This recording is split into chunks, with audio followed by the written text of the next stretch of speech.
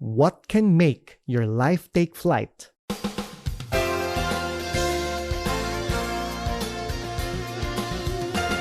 Good Monday morning. This is episode 12, season 2. I'm Arnie Manzano, and I hope our time together inspires you to live more of the discipled life. Thanks for joining me today. Please subscribe on Spotify, Apple or Google Podcast, or wherever you listen to your streaming audio so you don't miss a thing. This is for free. We are taking a flight to Dubai for this episode. Well, not really. For now, it's just a Zoom call. In this episode, I spoke with a good friend of mine who is a flight attendant for a major airline. She tells us of the scares she had last year and also how the Lord saw her through every challenge she faced. An entrepreneur and mom of two. Here's my time with Miss Jeri Wells. Hello, Jeri Wells. Thank you for joining me today for this episode. Hi, Pastor Arnie. It's been a while since I've talked to you, I know, right? especially in person and Yes, virtually. Thank you for giving us this time. it's my pleasure, of course. How's life there in Dubai? Well, it's okay. Thank God everything is like here is like everything is normal apart from, just you have to wear mask, but it's like you can go out anywhere, you can do whatever you want to do. There's not much restrictions. But always keep safe, okay? Yes, definitely, yes. Yes. Jerry is my classmate from way, way, way back during our high school days in St. James School of Quezon City, Definitely. which is now closed. I know. I was there for the reunion. Well, one thing I remember about you, Jerry, I hope you Mm, still remember this after all the surgeries that you've gone through, I which you will know. share later. Yes. Um, During our high school days, our Yeah. section would always field you as a representative of our Miss UN. Do you remember that? Yes, of course, Miss Italy. Oh, I is it I only won't Miss Italy? There forget. were other nations also that you represented, right? Or was it just No, I think Italy? it was, yeah, per country, per section, it was like per country. And our section, Yes. we were representing Italy during that time. That's why our classmate back then was always teasing me because I was like, this buongiorno, kamusta? I was like Yes, yes. doing And all these speeches, yeah, in it's Italian. either we would OMG. send you or who else? Odessa. Shout out to Odessa. Or Chona Garde. Yes, And of course, on the yes. side, definitely it was not me. It was Kim Almogente. So shout out to the gang. Uh, Yes. so I have, Jerry is a flight attendant for a big airline company, which we will not mention, right? yes. Okay, let's Dubai not mention based. that. So I'm sure they know Dubai already based. if it's Dubai Okay. based. Yeah. Okay. And how long have you been a flight attendant? I just turned 16 years last month, April Wow. 2nd. Yes, 16 years, imagine. So, and still enjoying, loving it. Amazing, amazing. So is this something you've dreamed of doing when you were young or when we were in high school? Actually, it was my childhood dream, but then, when I graduated college, I actually applied to one of the local airlines. But then this airline shut down after a few weeks. So I'm like, okay. And then I applied again to another airline. And then I started applying as medical representative. I was medical representative before Yes. when we were still, like meeting there and all that. And then I don't know, I was already doing the training, and then this famous local airline called me for an interview, but then I was already, attending a training of this pharmaceutical. So I Yeah. didn't push through. And then I was already enjoying my job as medical representative, because we were traveling. I had travel incentives every year. I was traveling. So I'm like, I forgot about this dream. And then I even applied here for a medical representative in Dubai. So I worked here as well in the same field. But then after a year, they wanted to relocate me to Bahrain and I didn't want to. So I resigned. And then I was browsing in a newspaper. I just saw this big airline. So I just Mm-hmm. applied and then I'm like, I was already 27. So I was like, oh, and the cutoff age was 28 during that time. So I'm like, okay, might as well try it. And thank God I passed. So the rest is history. So I'm still here now, 16 years, and my childhood dream still came through. Like Yeah. it came, yeah, reality. Yes, and you're thriving. You're thriving in what you're doing. In fact, people call you the flying mom, or at least that's your YouTube Yes, channel, right? yes, that's my YouTube channel. Okay, check that out, guys. And among the nations or cities that you've traveled to, I'd like to ask you, which one do you have fond memories with? Is it Singapore? Because every time that you would pass Singapore, I know we would see each other here, rally I up the gang who's here, and you would go to Marketplace and Raffles City, do your groceries, grocery. and we'll Yes, have actually, Starbucks there. yes, I have so many friends there in Singapore actually. So sometimes I just like I don't know how to manage the time because I only stay there for 24 hours. Yeah, But then yeah. you know what? I have a thing for supermarkets. I am such I don't know, like anywhere. I'd rather like if I will be given the choice for the 24 hours, if I do a sightseeing or go to the supermarket, I'd rather go to the supermarket to go grocery shopping. I don't know. Like there's just a thing with supermarkets. And because every time I go, for example, in the US, I have friends there, family, relatives. So those are like memories that I really cherish every time I see people that I haven't seen for a long time, Mm-hmm. especially like you guys as well. And still thankful that you give your time every time I visit Singapore. You always find time Siyempre. to see Yeah. me.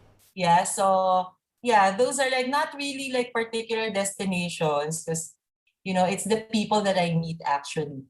Because I do the same Nice. thing anyway. I go to the supermarkets, I do shopping. That's what I do. So You are yeah. a super mom, a flying mom who loves to go to the supermarket. Okay.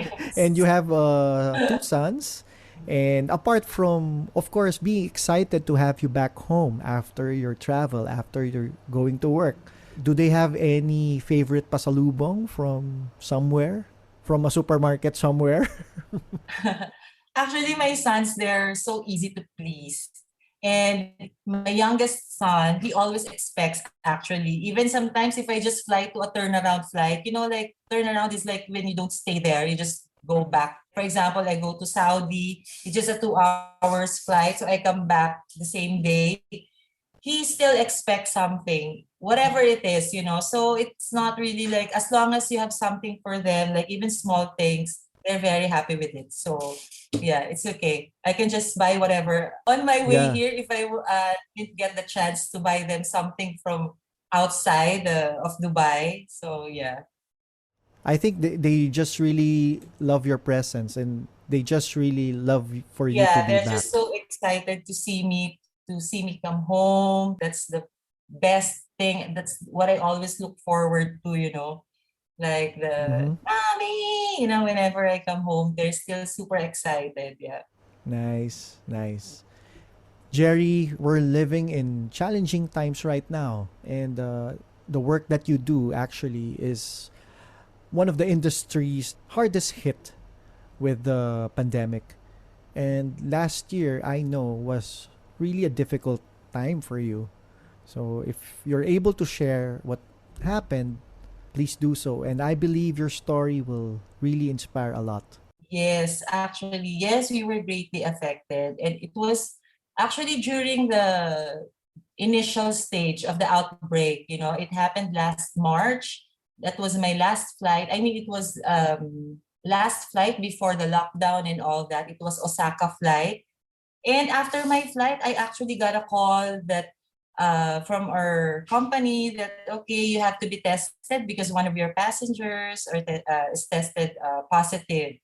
So the protocol, they sent us to this hospital for the test. And then I flew with Filipinos there during that time, and they got their result after a few days. And then I was wondering how come mine is not yet out? Like it's been like 5 days already. So, but then I was like, of course, I was thinking that I'm okay. I was okay, okay. So I just continued with my usual normal stuff, you know. And then after a few days, I got a call from the DHA doctor here telling me that I was tested positive. So it was really a big shock, you know. Like Yeah. I never thought that I would be positive for that because I was asymptomatic. I was doing fine.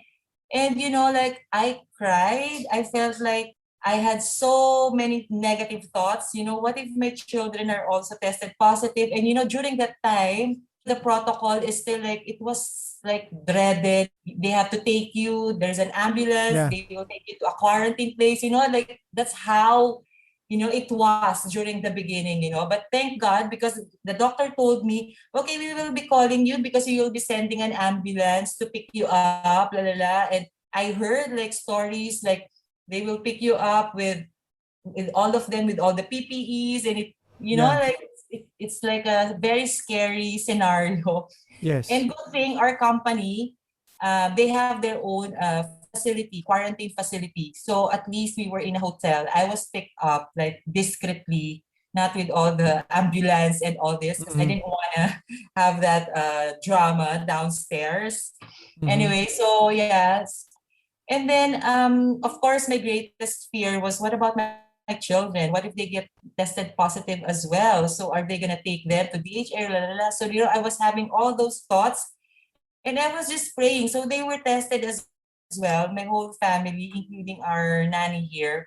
So after a few days, they were all negative. So I was just really thanking God, Wow. like yeah, it was really for me a miracle because how could that be? I was kissing and hugging my children, and during the time while waiting for the result, because I wasn't really expecting that I will be positive during that time. So thank God that they were negative. I was asymptomatic, so I was quarantined for 14 days in the hotel facility for cabin crew. During that time when I first had got the result, when I first got the result, of course I was asking like, God, why? Why would I be positive? Like, what's in me? What is happening? Like, what is this? Sometimes there is just things that happen that you don't understand at the moment, but maybe there's a reason behind that. Eventually, you will still thank the Lord that it happened. At least I'm still alive. I was Yes. asymptomatic. My children were like tested negative, my family and all that. So I was still very thankful to God that we were still okay and I was able to survive that stage, that nothing happened to me. I came out of the quarantine facility.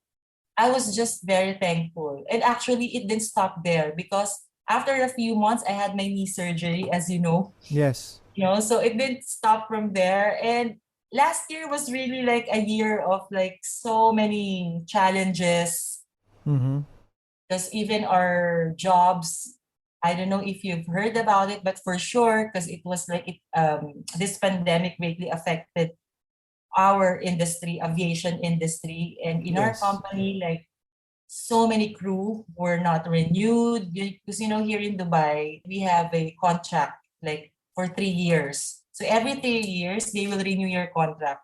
Yeah. And you know what? God is just so good because before the outbreak, I had my contract renewal March. Imagine. Mm-hmm. So before the outbreak. So my contract was just renewed. And those who were expiring the contract that year, they weren't renewed.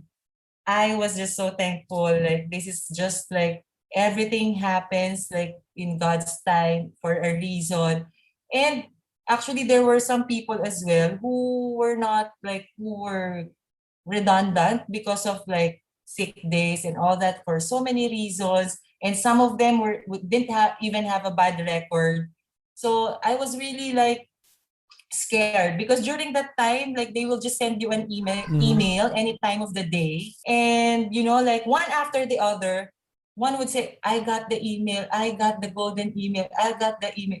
I'm like, so every time I hear a notification from my email, I Yeah. was like, imagine for how many days, how many weeks, you just don't know. And I have friends who got the email. I was crying with them and all that. Imagine. And so many Filipinos during the first batch, there were 60 Filipino cabin crew Let who go. got the email. Yeah.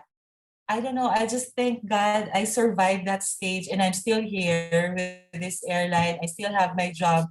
Words are not really enough to express how thankful I am because I am not really ready to lose my job, at this time. I am not ready. And God is just so good to me with all the struggles, the challenges I had last year, and I was able to survive, and we're still here. My children are healthy. So my heart is just full of praises and thanks to the Lord, for He is just so great.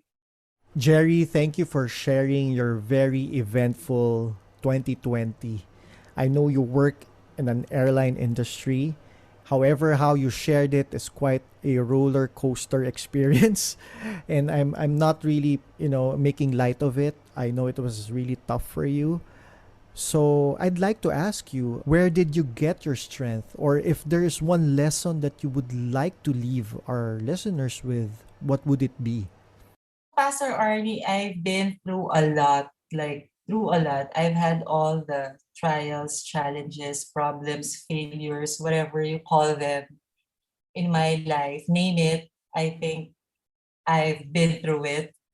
But one thing was for sure that I really just trusted the Lord so much. One of my favorite verses is Proverbs 3:5, 6. I'm sure you're very familiar with that. Yes, my recent guest also shared that. Really? Yeah. Yes, that's fine. Is it Gary B? Was Yes, it it Gary is. B? It Yeah. was. It's in one of his songs anyway. Yeah. But yeah, it is one verse that I've been holding on to. Last year was already eventful, but if you will look into every year of my life, there is something. And one of the biggest, like maybe most painful thing that happened to me was when I had my ectopic pregnancy. And Hmm. who would have thought, imagine, my child inside me was growing during that time with a series of tests, but then they had to remove the baby because of course it's ectopic, so it's not inside the uterus, it's in one of my fallopian tubes. So they had to remove it. And the sad thing was, imagine I announced it in our church during our Christmas party that I'm pregnant and all that. And then after a few weeks of observation, because I had bleeding and then I had to be observed for a few weeks, and then I was diagnosed with an ectopic pregnancy. 2nd of January 2014, I was scheduled for surgery. Imagine after New Year, I had a surgery. And first, of course, when I was diagnosed with ectopic pregnancy, I even went to two hospitals because I could not believe it. Like, Wow. how could it happen to me? Why? And what's the cause? Like, why? We've waited for this because this is supposed to be our second child. So I was really questioning God. But then I came to my senses. I just realized, like, after all these years, God has blessed me with so many things that I don't even deserve. So Mm-hmm. why would I question Him with this one trial that happened to me? Why? It's like for the past things that I've been blessed financially, with my health, with family, everything that I didn't even ask for it, but He was giving it to me. And then just because of this one trial, I was questioning Him. So it was like I was so embarrassed. I was like, how could I even question God with all the blessings that He has given to me? During that time, I didn't understand like why it happened to me, but then I just trusted Him. I just mourned for one day. That night, I cried, I poured my heart out, but then I just trusted the Lord. I said, maybe you have a reason for this. I know that something like better is in store for me and all that. And you know what? When I came back to work after a few weeks, I actually applied for the position of flight purser, which is my position right now. And actually, this position is like super, super, super difficult to really pass with all the interviews. Like, I don't Yes. know. So many colleagues have been applying. They failed so many times. And I was just so happy that I passed the interview. I passed the assessment. I passed the 6 months school, Wow. because the training was very rigid and all that. So then I just realized, it was really a blessing in disguise. Maybe God just wanted me to be a flight purser first before having our next baby, so that Mm-hmm. I can enjoy all the education benefits, the educational allowance and all that. There's so many reasons behind, and there are so many like things that you don't understand during that time that it happened, but then eventually you will be very thankful that it happened. For me, we just have to trust God in everything, give our 100% because He knows what's Yes. best for us. His plans, of course, are so much better. His plans are the best. It's always for the best of our family, of myself. Like it's all for our good. Yeah, if Amen. something happens to me, if something bad happens to me, I just keep my trust. I know that's why I'm not really rattled. I'm not like really anxious. I'm not. Of course, sometimes I still feel sad when some failures or some problems arrive. But then when I think about the goodness of God, of how He has really blessed me with so many things, for the past years, He has been really with me. He has never forsaken me throughout my journey. He was really my strength. And up to now, I cannot really, like, there are really no words to express how thankful and grateful I am that He has been with me all this time. Amen. So that is just one thing that I want everyone to hold on to. If you are going through some difficulties right now, just always think and trust God. I still believe, He makes all things beautiful in His time. So we just have Amen. to remember that. Yeah. Since you are a flight attendant, it's not a blessing in disguise, but a blessing in the skies. Yes. Yes. I like Yeah, that. so corny. Okay. It's okay. Jerry, thank you for sharing that amazing story. You are right. When things really don't happen the way we want it to happen or the way we expect it to be, we just have to continue to trust God who has the best plans for Yes. us. Jerry, as we are ending our time, I'd like to ask you some light questions to end this episode. Since Sure. you're Filipino, I know you have a favorite song and I know you love to sing and dance because that's your talent portion also during the Yeah, I haven't danced for a long time actually. oh, what's this favorite song that we used to, dance during our high school days? Let Me In? I know, Mike Francis. I'm still listening to that until now. Shucks. Okay, but name one song. Name one song on your current playlist. One song, Lord, I offer my life to you. It's always in Wow. my playlist. Every night before I sleep, I listen to that song. It just like I get teary eyed every time I listen to this song. Wow. Okay. Yeah, I'm still an old school. Mm-hmm. Old school. I love Don Moen. No worries. You're not an old face naman. One new thing you've learned to do recently. You know what? Watching K-dramas. Watching Oh, K-dramas because of this okay. pandemic. I Okay. don't usually watch. I don't usually like. I'm not into Netflix. I'm not into. Like. I'd rather bake. I'd rather cook. All these things. But Yeah. during the pandemic, the lockdown, I learned. The first time I watched Crash Landing. After that, OMG, it's like one after the other. So until Okay. now, it's one thing I've learned during this pandemic as well. I'm so into K-drama now. Okay. Okay. What do you do to have a good start to the day? Oh, the moment I open my eyes, I give thanks to the Lord and I Mhm. pray. I give a short prayer, just a short prayer to bless me that day, that this day will be like, I pray for protection for my kids when they go to school because here they go to school. Like they have face Yeah. to face, like Yeah. schooling, So I just pray, thank the Lord for waking me up that day. It's another day, it's another beautiful day, so another chance to be a better person. Yeah. Jerry, this question is not in the list that I sent to you, but I know can speak from your heart because you started with sharing your dream. So if there's someone out there listening to this podcast who's praying for their dreams to come true, what Mhm. is one advice that you'd like to give them? Yeah, just pursue whatever your dreams are, but of course, ask guidance from God and pray Yes. for, that is the first thing. Commit to the Lord whatever you do, and He will establish your plans. I fully believe in that.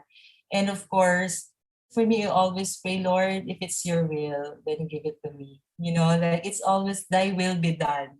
In everything I do, I always include the Lord, make sure that it's His will. Of course, sometimes, because we want everything to be on the right path, right? Sometimes there will be obstacles along the way. Yes. But of course, if you really, like for me, like what I've mentioned, what I told you a while ago, it was my childhood dream, but then there were like obstacles along the way, and I didn't even expect that it will still come true. But God is just so good. Maybe that's His plan for me. If things fail, if it doesn't happen, maybe God has better plans for us. So we just have to trust His will, and it's for the best of you, then why not? My prayer when I was going for the interview for the position of flight purser, actually the night before that, I was kneeling to God. I was praying to Him. I was crying even. Like I was telling Him, Lord God, please give this to me. Like my intention is to help more people, my family. If your intentions are pure, I think God looks in our hearts as well. Yeah, I just cried my heart out to Him. Like, I really want this. Like, so actually it was so funny because the following day, the interview, like it was the whole day from 7 o'clock until 5 o'clock. We were like 20 interviewees, aspiring for the positions. And at the end of the day, it was just the three of us. And at the last, like they were telling us, okay, we will just call you. And actually, Mm-hmm. before I even arrived home, I got the email. I couldn't really believe, and I was like crying when I saw the Wow. email. Like I was sobbing in tears. And my son, Johan, he was just like, I don't know how old was he then. He was like, Mommy, what happened? He got scared because I was like, I was like really crying this much. And then I passed the interview. And then God is just amazing, He just hold on, just trust the Lord. Jerry, thank you so much for spending your time with us today. And I do hope when the borders open, you'll get a flight to visit us once again here in Singapore. I'll take you Yes. to the grocery. I will look forward to that. Yeah. The tough seasons of life may make us feel weary and exhausted. Feeling helpless often leads to being hopeless. We cry to God desperately for an answer, but His answer may not come immediately or in the way we want it to be. The prophet Isaiah writes, "Even youths will become weak and tired, and young men will fall in exhaustion. But those who trust in the Lord will find new strength. They will soar high on wings like eagles. They will run and not grow weary. They will walk and not faint." Isaiah chapter 40, verses 30 and 31. Allow the Lord to refresh you in your journey with Him. You may be facing obstacles right now, but when you trust and ask God for new strength and even new perspective, the obstacles can become opportunities for your faith to level up to greater heights, and also an opportunity for God to work in you His love and might. I hope this episode was inspiring. Please share it with others who need some encouraging. Follow us on Facebook for daily inspirational content. That's it for today. Have a good Monday morning and a blessed rest of the week.